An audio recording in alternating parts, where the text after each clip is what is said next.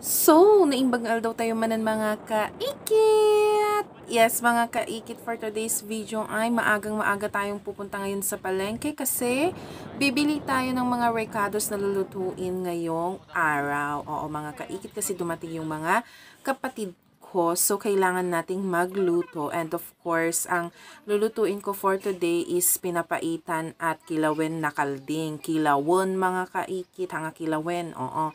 But anyways, mga kaikit, ay bumili na ako ng mga recados dito, mga kaikit, which is kalamansi, patatas, carrots, sagijain, mga kaikit. Halo-halo na mga kaikit, bawang, and then luya.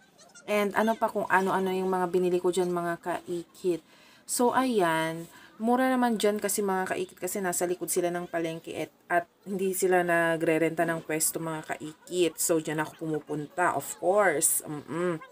So, ayan, mga kaikin. After that is, pumunta ako sa grocery store, which is nandito siya sa loob ng palengke, mga kaikit. Instead of pupunta ako ng Legends, which is napakalayo naman siya from the palengke, is dito na rin lang ako bumili yung mga tomato sauce, tomato paste, pang caldereta yun, mga kaikit. And ayan, pupunta na naman kami ulit sa isang side ng palengke. Though maliit lang naman yung palengke, pero okay naman siya, mga kaikit.